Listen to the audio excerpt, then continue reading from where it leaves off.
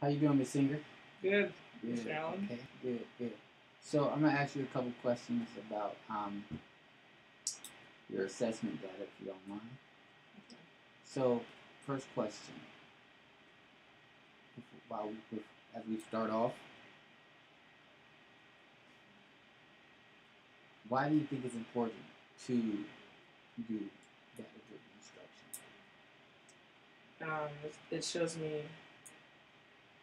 who is performing well and who is still struggling, and to change my lesson plans for the next week, and to make sure I work with those kids on certain things that they're missing, whether it be at the spelling test, if they need more help with those kind of things. If what I was doing, if over say 40% of my class is failing, then I need to change how I'm teaching something, and do different activities, make things more interactive. And kids who are struggling, say it's a math test and they miss certain standards of the test base, everything else, make sure I pull those kids in small groups. Okay. And so, what do you what do you think is most effective about the data? It shows me um, what needs to change. Right. Okay. And so, do you think the performance is a direct correlation of how you're teaching it, or do you think the performance or the data is a direct correlation of the actual ability of the Um, student? I'll say how I'm teaching it, because I have some students who are really low, but my class averages I think over 90% on every single spelling test. Correct. And it depends on how I'm teaching it. And there was some drops in my data, even though they're all over 90%. There was one week it was only 92% proficient or advanced. And looking at that, I can see whereas other tests they average like 97, 98%. And I look back at my lessons, and it was because I wasn't really clear with them with the CBC patterns and the different spelling patterns for that week. Okay. And so let's talk a little bit about your data. So you've been sending me data every week. Um, this last particular week was math, and I really liked how you for some of your lower students. I really like the fact that you give retests.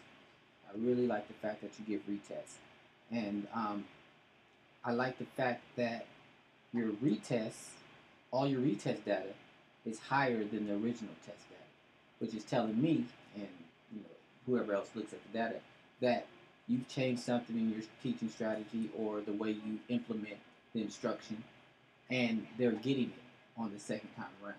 So I agree with you. I think it is has something most to do with the teaching strategy that we use, and then some to do with the actual ability. But I really like the fact that you do the re the retest. And could you speak a little bit about that? Like, what do you do differently the second time? What did you do differently the second time for the I think four particular students that did, or maybe more than four. I think it was either four or five that didn't get 70. And then the second time you tested them, they had like one had 100, one had over 90, and so they were getting they got significantly better the second time. What did you do differently than you did the first time, the second time on the second test, or for the second test? Because I carry Marquare really well. Right. So doing the retest, before I looking at the data and then looking at what needs to change, I see that theirs is really low, and so being able to work with them one on one, and then pull in groups. I have kids where I'm working with their groups, and I pull kids four at a time throughout the day, and making sure that for math and for reading groups, pulling them and being able to work with them and doing whiteboard math. Like we'll do the fast facts, and then we'll do some kind of investigation, then we'll do whiteboard math. And I'll give them a problem, and I'll be able to see on the whiteboards who's getting it, who's not getting it. Like for example, Nevaeh, she wasn't getting it because she was for the two-digit additions, she was putting the numbers backwards, so that's why she was getting the wrong answer. So being able to pull kids like that and correct those mistakes right away will help them be able to practice it the right way the entire time when they go back to their groups, and also practice their homework the right way. Like for like here, he'll be adding when he's supposed to be subtracting, and so making sure that he sees the sign on there and making sure that he's counting the right way. Like Marquay tries to count his fingers, and then he's counting. He's missing one or two numbers, so make sure that he draws, giving him different strategies, having him draw circles, and then If they're doing like 5 plus 2 plus 7, have them draw the circles for each number and then add them all up. Or if they're doing subtraction, have them draw them and make it visual for them. Okay. And so I think all of those are great strategies, and I love the small group, and I love the fact that you do the individual one-on-one with the lower students. I think that that's great for their not only self-esteem and they get that attention that they need, but it's great for their academics because you get to focus more on what they need to improve in whatever areas that they may be struggling in. So I think that that's great. And I love how you differentiate your class instruction. You do a lot of tangible activities and a lot of kinesthetic activities. So they're always up, they're always moving, they're always being able to express themselves. It's not just a class and they're just quiet the whole time. I love that. I love that they get to have intellectual and educational conversations in the classroom and still be having fun while they're doing it. And I love the fact that you use different manipulatives in math and even in spelling. I love the fly swatter when they were swatting on the board, the spelling words when you were asking the questions and they were being the first to swat it. Or I like that you were doing that. Those are all things that help students, have fun at school, but also learn as they're having fun because, of course, you're a second grade teacher, so second grade needs to be enjoyable for the student. So I love the strategies that you use. I really don't have anything that I see now that I can give you, say you need to work on or an area that you're struggling in, but of course you've been doing this for a while, so you pretty much know how to run a classroom and how to engage the students. I love how much all of the students are engaged.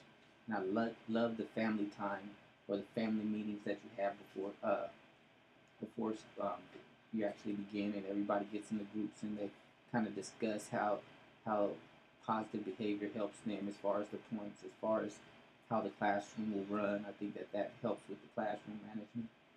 And you did one of those today, huh? Yeah. So I really enjoyed that, and I like how your class is running. But last question I have for you is how are you going to, or are you going to change your instruction in any way for the intersection that we have next week? How are you going to get those students that have to come to intersection because they're lower as far as their academic ability? How are you going to get them how are you going to change what you've done for the first trimester to make sure that they're being successful in the second trimester? I think small groups really help a lot. So we only have 17 kids coming. I feel like 5 of those 17 have to come because they were new. But my 3 new kids that have to come with my 10 are advanced. So being able to pull groups, and I'm also asking the older kids, 3rd and 4th grade, if they can come, have a kid come and help peer tutor. That would be really good. I just started doing the pulling 4 groups, and that's been really helping. On the last test they took yesterday, Markley got 100% on the 2D division, all on his own. So just being able to pull groups like that will really help. I plan to change just how the format of things for the kids, making different connections to the things they're doing, more visuals, more discussions. Since it's going to be such a small group, we can have like small discussions. What I just started doing for vocabulary, because I noticed they weren't doing well on the vocabulary, being able to make connections with the vocabulary, having the kids act out the vocabulary. So that's something like role playing. And being able to talk about like, synonyms and antonyms of words and making connections to words and a lot of things that they see on the way to school and doing those kind of things and having like a little journal will be good for them. Okay. That's very good. I think it'll be a very successful week for second grade. Thank you for allowing me to interview you and allowing me to take 10 to 15 minutes out of your instructional time. Thank you, and I will